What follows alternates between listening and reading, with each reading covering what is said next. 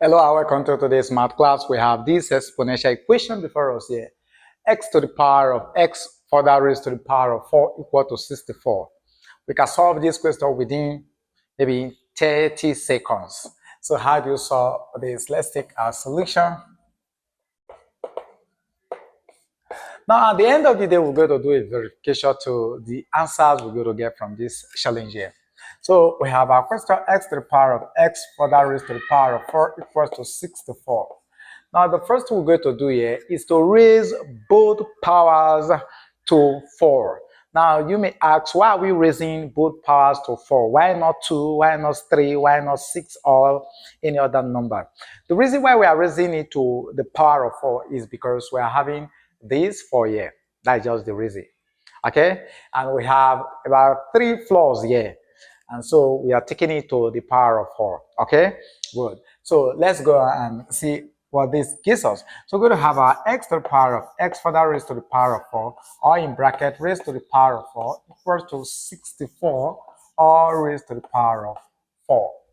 And so here we're going to apply a law in indices, which says that when you have your a, let's take your a to the power of your m there times your n, say this is equal to your a to the power of your m in bracket raised to the power of n.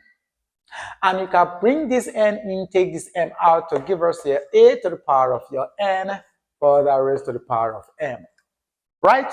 Good. And so we can, because this is a power and this is a power.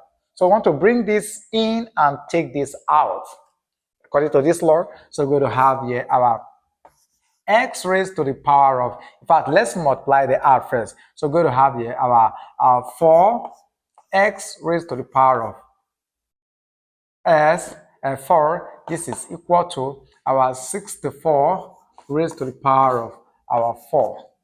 Now, I want to apply that law now. I want to separate this from this. So if I separate 4 from here, so this is going to give us here our x raised to the power of 4, or in bracket, here we have x raised to the power of 4 is equal to our 64, or raised to the power of 4. Now see the reason why we decided to raise this both powers to 4. Something good is now playing out. Okay, now we are now having x to the power of 4 raised to itself, which is x to the power of 4.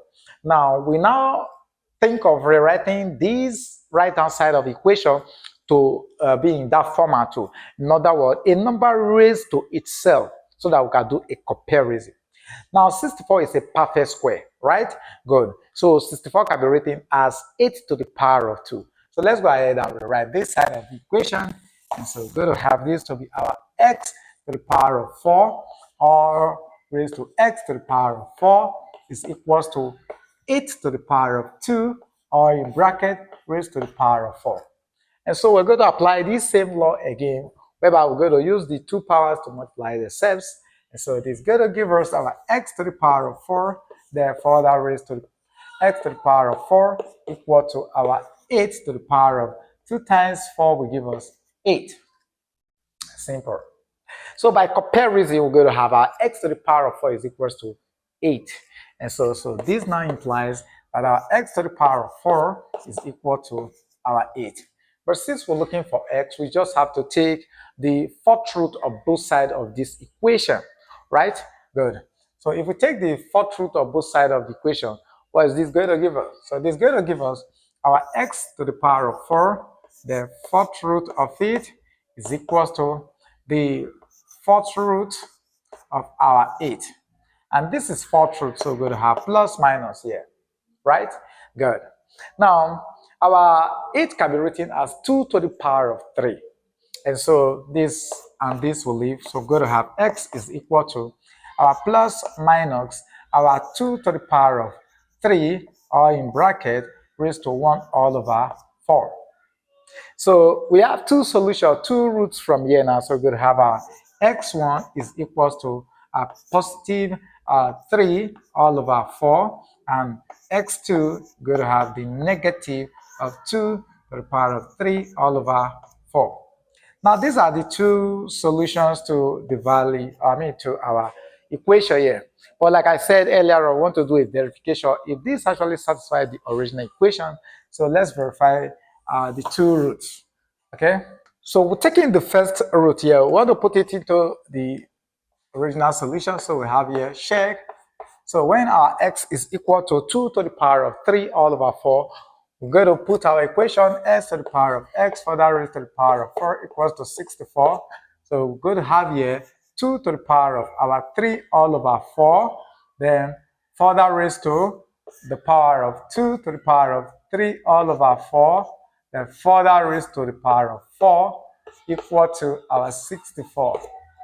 Now, when you are solving a tower equation of this kind, where you have about 3 floors, never start from the base, start from the top here.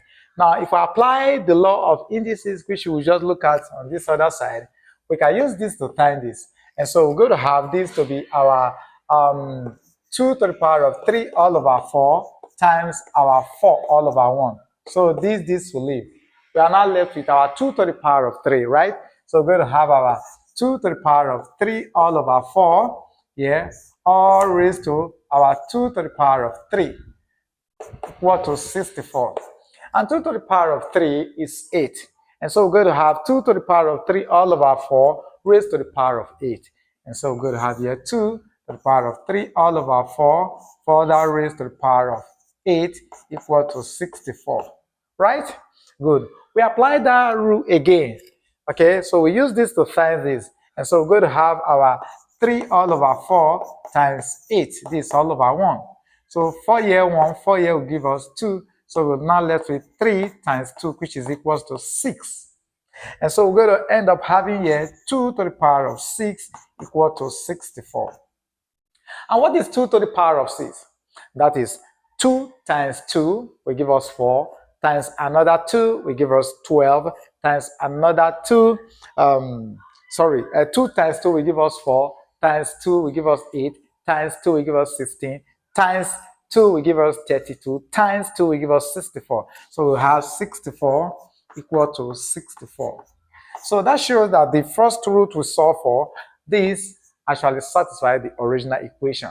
Now let's check for the second root when we have our x2 equal to minus 2 to the power of. All right, so let's check if the second one satisfies the original equation. So we're going to have here minus 2 to the power of 3 all over 4, all raised to bracket minus 2 to the power of 3 all over 4, plus bracket raised to the power of 4 equal to 64. Right? Good. Now remember, this could be written as minus 1 times 2 to the power of 3 all over 4, all raised to the power of 4, right? So the 4 is going to affect the minus 1. In other words, when you have your minus 1 all raised to the power of 4, this is equal to positive 1. And so this minus sign is going to leave the system. And here, this and this will now leave to give us here our 2 to the power of 3. And so we're going to have here minus 2 to the power of 3 all over 4 for that raised to the power of positive 2 to the power of 3. So we have here 64. And 2 to the power of 3 we said the other time is 8, right? So we're going to have here minus our 2 to the power of 3 all over 4 for that raised to the power of 8 equal to our 64. Now same thing happens here again, because here this very minus here can be written as minus 1 times 2 to the power of 3 all over 4. And so we're going to have our minus 1 to the power of 8, which is going to give us positive 1. And so this minus is going to leave because this is even number, right? Good. And so we're going to end up having our 2 to the power of 3 all over 4 times our 8 all over 1. They're equal to our 64. And so for year 1, for year we have 2. So we have 2 to the power of 3 times 2 will give us 6 equal to 64. And 2 to the power of 6 will give us 64 equal to 64. So what does that imply? It means that here the second root here, which we solve for x equals to minus 2 to the power of 3 all over 4, also satisfies the original equation. This is how you solve and verify challenges of this kind. Thank you for being there. See you in our next class. If you learned something from this video, drop it in the comment section. Bye for now.